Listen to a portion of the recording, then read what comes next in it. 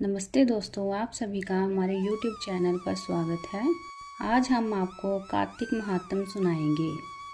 कार्तिक महात्म शुरू करने से पहले हम श्री गणेश जी को याद करेंगे। श्री गणेशाय नमः। सब प्रकार के विघ्नों का नाश करने वाले तथा सारी सृष्टि का पालन करने वाले श्री गणेश जी और ज्ञान के दाता श्री सरस्वती जी, सब पुराणों के कर्ता श्री व्यास जी और गुरुदेव के चरणों में कोटि कोटि नमन। आइए अब हम कार्तिक मास के महात्म का पहला अध्याय का अध्ययन करते हैं। नैमिषारण्य में वास करने वाले शौनकादि ऋषियों ने श्री सूत जी से कहा, हे ब्राह्मण, आप हमारी इस घोर कलयुग से रक्षा करने के लिए कोई सरल उपाय बताएं। उनका यह प्रश्न सुनकर श्री सूत जी ने कहने लगे कि हे ऋषियों, भगवान के चरणों में तुम्हारी अटल भक्ति देखकर मैं तुमसे कार्तिक महात्म्य की कथा कहता हूँ, जिसके सुनने मात्र से सब मनुष्यों के सब पाप नाश होकर वैकुंठ वास हो जाता है। आप सावधान होकर सुनिए। एक समय नारद जी ब्रह्मलोक में जाकर सारे जगत के कर्ता श्री ब्रह्मा जी से विनती भाव से पूछने लगे कि हे पितामह, कृपा करके कोई धर्मोपदेश की ऐसी सुंदर कथा कहिए जो सब पापों का नाश करने वाली हो। तब ब्रह्मा जी कहने लगे कि हे पुत्र, भगवान के चरणों में तुम्हारी ऐसी प्रीति देखकर मैं तुमसे कार्तिक मास का महात्म्य कहता हूँ, जिसके सुनने मात्र से मनुष्य के सब पाप नाश हो जाते हैं और वह वैकुंठ का अधिकारी हो जाता है। कार्तिक मास भगवान को अति प्रिय है।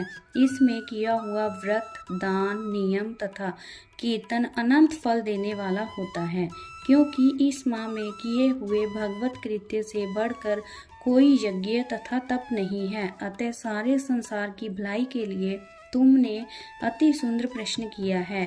मैं इस कथा को तुमसे कहता हूँ, तुम सावधान होकर सुनो। इसकी विधि सुनो।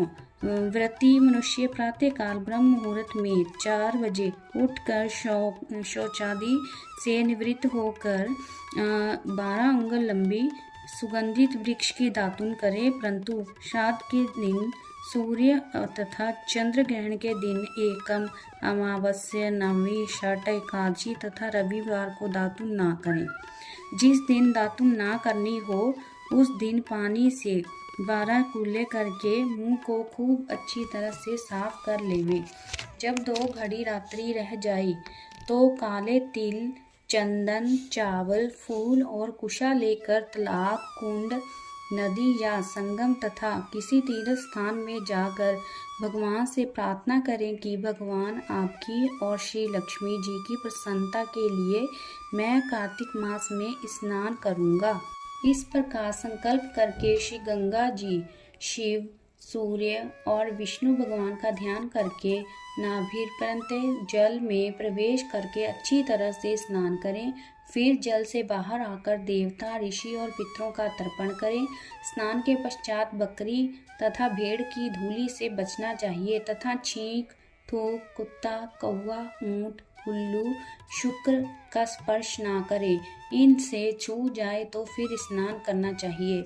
असत्य तथा नीच से वार्ता नहीं करनी चाहिए। इसके पश्चात षोडोपचार विधि से भगवान की पूजा करें। भगवान को अर्घ्य देवें और प्रार्थना करके कि भगवान श्री राधा सहित मेरे इस अर्घ्य को ग्रहण करें।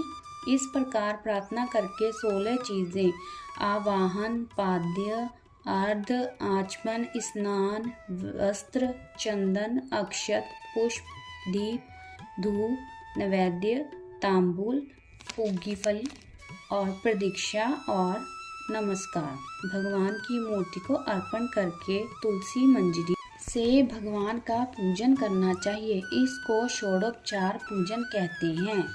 राधे कृष्ण। अब हम आपको कार्तिक मास का दूसरा अध्याय सुनाएंगे। ब्रह्मा जी कहते हैं कि हे नारद, तुलसी की मंजरी सहित भगवान शालिग्राम जी का जो एक बूंद चरणामृत का पान करता है वह ब्रह्म हत्या आदि बड़े बड़े पापों से मुक्त होकर वैकुंठ को प्राप्त हो जाता है। जो भगवान शालिग्राम की मूर्ति के आगे अपने पितरों का श्राद्ध करता है उसके पितरों को वैकुंठ की प्राप्ति होती है। जो भगवान शालिग्राम की मूर्ति का दान करता है उसको समस्त पृथ्वी के दान का फल मिलता है। परंतु शालिग्राम की मूर्ति बेचनी नहीं चाहिए। विष्णु का पूजन शंख के जल से और शिव का बिल पत्रों से, सूर्य का तुलसी से, गणेश जी का धतूरे के पुष्पों से तथा विष्णु का केतकी के पुष्पों से, शिव का कनेर या कमल को छोड़कर किसी अन्य लाल पुष्प से पूजन नहीं करना चाहिए।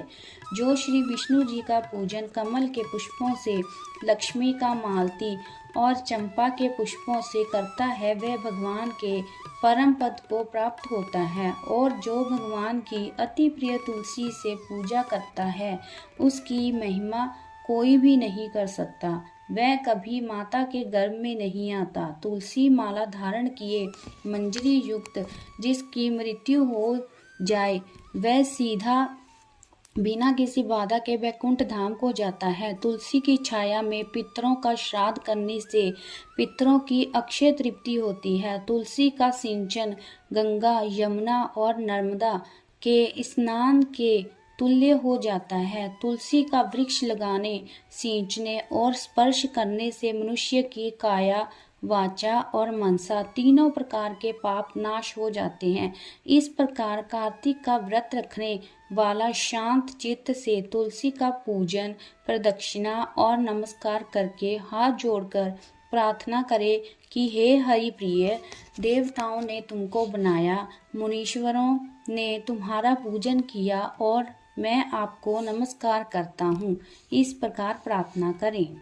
जो मनुष्य आंवले के पत्ते और फूलों से भगवान का पूजन करता है तथा आंवले के वृक्ष के नीचे बैठकर भगवान का पूजन करता है उसको सोने के फल और पुष्पों जैसा फल प्राप्त होता है। जो मनुष्य द्वादशी को तुलसी तथा आंवले के पत्तों को तोड़ता है वह घोर नरक में जाता है।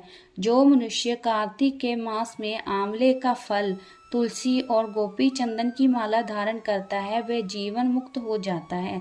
इस प्रकार व्रती पुरुष भोजन करके चंदन, पुष्प, पान और दक्षिणा से ब्राह्मण को प्रसन्न करे, सारे मास भूमि पर शयन करे, ब्रह्मचार्य का पालन करें, पत्तल में एक समय का भोजन करें, मौन व्रत धारण करे वे शूरवीर और कांतिमान होता है।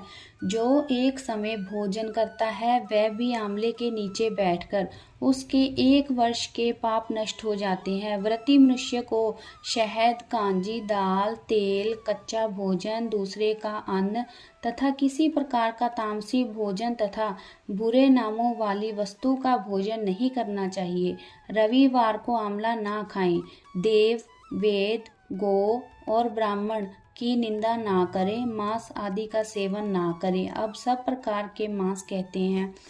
मिट्टी में उत्पन्न हुए नमक, मसूर, बासी भोजन, तांबे के पात्र में डाला हुआ दूध आदि केवल अपने लिए ही पकाया हुआ भोजन वह सब मांस के बराबर होते हैं। लहसुन, प्याज, पृथ्वी का फूल गोभी आदि, मूली, गाजर, जंगली घिया, बैंगन, पेठा दोबारा पकाया हुआ भोजन नहीं खाना चाहिए। रजस्वला स्त्री, म्लेच्छ, पतित, पाखंडी आदि से वार्तालाप नहीं करना चाहिए।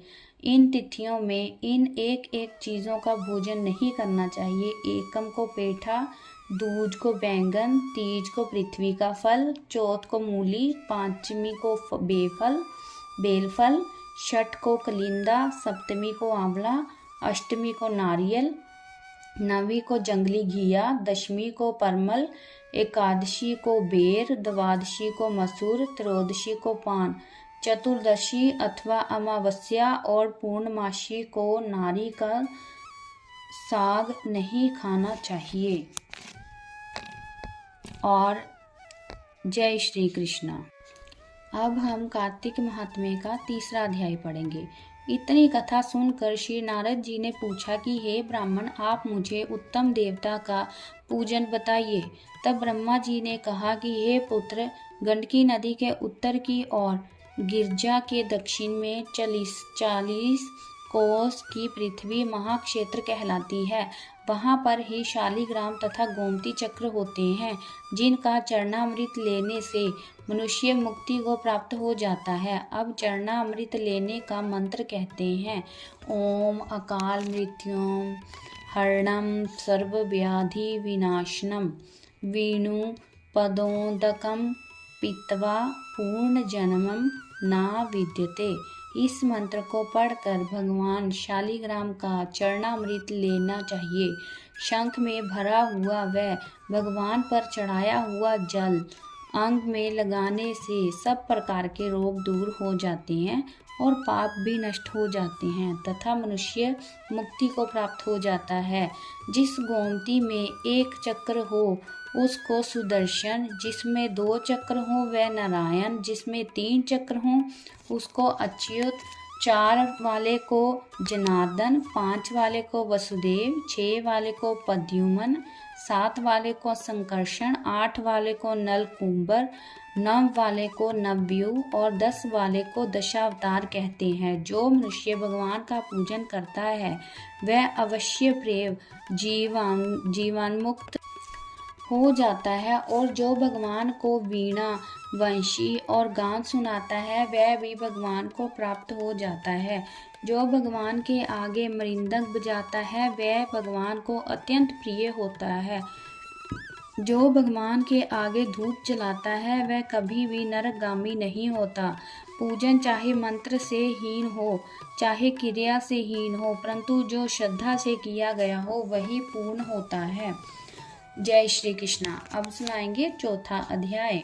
नारद जी ब्रह्मा जी से कहते हैं कि हे ब्राह्मण, कार्तिक मास में जो दीपदान होता है उसका महात्म्य कहिए। ब्रह्मा जी कहने लगे कि हे पुत्र, दीप चाहे स्वर्ण का हो अथवा चांदी का, तांबा, आटा अथवा मिट्टी का हो, अपनी श्रद्धा अनुसार कार्तिक मास में दान करना चाहिए। ऐसा करने से सब पापों का नाश हो जाता है। दीपक भगवान की मूर्ति के आगे अथवा तुलसी जी के वृक्ष के समीप, चौक, ब्राह्मण के घर, वृक्ष के नीचे, वन में, गौशाला में तथा ताक पर चाहे घी का या तेल का जलाना चाहिए। जो ब्राह्मण के घर पर दीपक जलाता है उसको अग्निष्टोम यज्ञ का फल प्राप्त होता है और जो आकाश में ऊंचा दीपक जलाता है उसके धन की वृद्धि होती है तथा वैकुंठवास मिलता है। भगवान से प्रार्थना करें कि भगवान, मैं आपके निमित्त दीपक जलाता हूँ। कार्तिक में मथुरा, माघ में प्रयाग और वैशाख में हरिद्वार का वास अत्युत्तम होता है। जब सूर्य तुला, मकर और मेष राशि का हो उसमें किए गए व्रत, नियम, पूजा बहुत अधिक फल देने वाले होते हैं। इन मासों में अच्छे कर्म करने से पापों का नाश हो जाता है। जैसे सूर्य उदय से अंधकार, ब्रज से पर्वत, गरुड़ से भय से सर्प, पवन से मेघ, ज्ञान से दुख, सिंह से के भय से मृग, वैसे ही मथुरा के दर्शन से सब पाप भाग जाते हैं। कार्तिक मास में स्नान, जागरण, दीपदान, तुलसी सेवन, भगवान के मंदिर में मार्जन, झाड़ू आदि लगाना, भगवान की कथा सुनना, कीर्तन करना सब ही अच्छे फल देने वाले होते हैं। अतः पूर्व जन्म के पापों को नाश करने के लिए कुछ व्रत इत्यादि करने उत्तम हैं। इतनी कथा सुनकर नारद जी पूछने लगे कि हे ब्राह्मण, पूर्व जन्म के पाप कैसे जाने जा सकते हैं। ब्रह्मा जी कहने लगे कि हे पुत्र, ब्रह्मा हत्यारा, क्षयरोगी, गुरु, स्त्रीगामी, कुष्ठी और सोने की चोरी करने वाले के नाखून खराब हो जाते हैं और मदिरा पीने वाले के दांत खराब हो जाते हैं। इस प्रकार पूर्व जन्म के पापों से मनुष्य पहचाना जाता है। यह सब दान, तपस्या और कुछ व्रत आदि से निवारण होते हैं। अब कृच्छ व्रत आदि कहते हैं। एक समय भोजन करने से पादकृच्छ, 3 दिन सायंकाल और 3 दिन प्रातःकाल भोजन करने से अतिकृच्छ तथा सायंकाल में 22 ग्रास और प्रातःकाल में 26 ग्रास अथवा 24 ग्रास खाने से भी अतिकृष्ण व्रत कहा गया है। 3 दिन प्रति रोज खावे और 3 दिन उपवास करें, यह भी अतिकृष्ण होता है। सायंकाल में 1 ग्रास और प्रातःकाल में 1 ग्रास और 2 दिन में बिना मांगा हुआ तथा 2 दिन तक उपवास, यह कृष्याद व्रत कहलाता है। 21 दिन तक केवल दुग्ध और या पानी पीता रहे या कृष्य व्रत कहलाता है। 12 दिन तक उपवास करना पुराक व्रत कहलाता है। 4 दिन तक कुछ नहीं खाना, फिर सत्तू खाना या छाछ पीना। इसके पश्चात कपड़ा तथा दक्षिणा ब्राह्मण को देना सौम्य कृच्छ कहलाता है। इस प्रकार 12 दिन तक करना द्वादश कृच्छ कहलाता है। तुला पुरुष का दान करना और गौ का घृत, गोबर, दूध, दही और कुशा का जल पीना। दूसरे दिन उपवास करना या कृच्छ संतपन कहा गया है। 3 दिन तक गोमूत्र, 3 दिन तक गोबर, फिर 3 दिन दही, फिर 3 दिन तक दूध, फिर 3 दिन तक घी खाए। यह संतपन है जो सब पापों का नाश करने वाला होता है।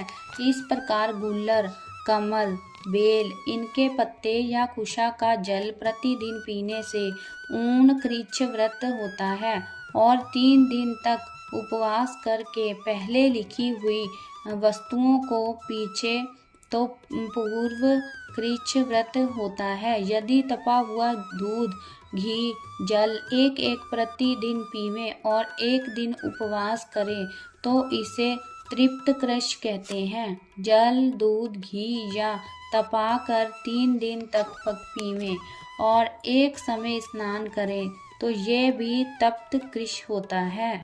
इसका प्रमाण पानी 8 तोला, दूध 12 तोला और घी 4 तोला होना चाहिए तथा कार्तिक शुक्ला चतुर्थी को भगवान का पूजन करना चाहिए। उपवास करके उस रात्रि को जल में स्थित रहें। यह पेट जल कृच्छ व्रत कहलाता है, जिसके करने से वैकुंठ की प्राप्ति होती है। कार्तिक सुदी सप्तमी को घी खाए, फिर एकादशी को उपवास पैतामह कृच्छ व्रत कहलाता है। इस प्रकार पैतामह कृच्छ व्रत करके दिन में भगवान कृष्ण का पूजन करें तो यह तीनों लोकों में पवित्र होकर वैकुंठ को प्राप्त हो जाता है। कार्तिक सुदी छठ से 3 दिन केवल दूध पीवें, फिर 9वीं से 3 दिन उपवास करें और महेंद्र कश व्रत करने से दुर्लभ वैकुंठ का वास होता है। 3 दिन तक अन्न खाएं, फिर 3 दिन तक उपवास करें। यह भी पत्र पंचक व्रत कहलाता है तथा इसको वैष्णव कृच्छ व्रत भी कहते हैं। जो मनुष्य एकम से पंचमी तक केवल दही खाए, फिर एकादशी तथा द्वादशी को भगवान का पूजन करे, यह यासक कृच्छ व्रत कहलाता है। इससे श्वेत द्वीप का वास मिलता है, जो शुक्ल पक्ष की एकम से प्रतिदिन 1 ग्रास बढ़ाता है और कृष्ण पक्ष में 1 ग्रास कम करता है तथा अमावस को कुछ नहीं खाता है। यह चंद्रायन व्रत कहलाता है। 1 ग्रास 2 तोले या अच्छी तरह से मुंह में आ जाए इतना होता है। कृष्ण पक्ष की आदि को और 14 को 5 ग्रास भोजन करके किसी प्रकार एक पक्ष में 250 ग्राम पूरे करता है। यह भी चंद्रायन व्रत कहलाता है। जो गौ के चारों स्तनों का दूध पीता है, फिर 7 दिन तक 2 स्तनों का और फिर 6 दिन तक 1 स्तन का दूध पीता है और फिर 3 दिन तक केवल वायु भक्षण या सोमपान नाम वाला व्रत सब पापों का नाश करने वाला होता है। गेहूं तथा चावल की कांजी, दही, दूध, घी, पानी और पंचगव्य, यह सब चीजें नियमपूर्वक कार्तिकेय के मास में खाने से साप्तवार्षिक कृच्छ व्रत होता है। इसको करने वाला मनुष्य विष्णु लोक को प्राप्त हो जाता है। बेल, पलाश, गूलर का काढ़ा और गर्म दूध पीकर एकादशी व्रत करने वाला द्वादशी को पारण करे तो वैकुंठवासी होता है। जो आदमी कार्तिक सुदी, सप्तमी, अष्टमी, नवमी और दशमी को जल कमल को खावे, फिर एकादशी को उपवास करे तो फिर इसे लक्ष्मी व्रत को करने से मनुष्य लक्ष्मी का पात्र होता है। इसको करने वाला भगवान के वैकुंठ लोक को प्राप्त होता है।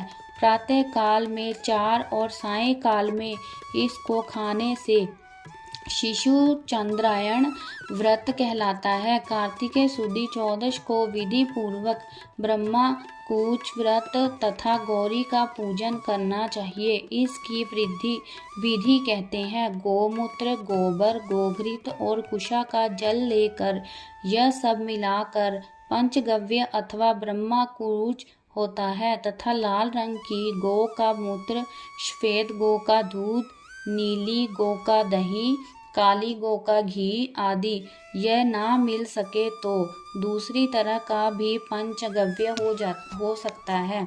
इसका प्रमाण यह है गोमूत्र 8 मासे, गोबर 11 मासे, दूध 12 मासे, दही 10 मासे और घी 8 मासे तथा कुशा का जल 4 मासे। गोमूत्र गायत्री मंत्र पढ़ कर लेना चाहिए। गंध द्वारा यह मंत्र पढ़कर गोबर, पाए पृथ्व्या पढ़कर दूध, दधि क्रोवणो मंत्र पढ़कर दही, तेजोमसी मंत्र पढ़कर घी, दव सेती मंत्र पढ़कर कुशा का जल लेना चाहिए। इसको कुशा के पात्र में रखकर विधिवत हवन करना और वेद के इन मंत्रों से आहुति देकर हवन करना चाहिए। इरावती, इंद्र, विष्णु वर्चकर में शार्वती, मनस्तोकत, शवती इन मंत्रों से आहुति देकर बचा हुआ घी पिएं। घी पलाश के पात्र, स्वर्ण पात्र या चांदी के पात्र में पीना चाहिए। एक दिन तथा रात्रि उपवास करके साथ ही भगवान का स्मरण करें। यदि स्त्री व्रत करे तो अपने पति की आयु कामना के अर्थ भगवान की प्रार्थना करे। दिन भर भोजन नहीं करना चाहिए। आंवला या तुलसी का पूजन करना चाहिए। व्रत समाप्ति के निमित्त ब्राह्मण को गोदान करना चाहिए और इस प्रकार इन कृच्छादि व्रत के करने वाले भगवान को अति प्रिय होते हैं और वे परम पद को प्राप्त हो जाते हैं। जय श्री कृष्ण। 5वां अध्याय। नारद जी कहने लगे कि हे ब्राह्मण, कार्तिक मास का कोई अन्य सुंदर व्रत कहिए।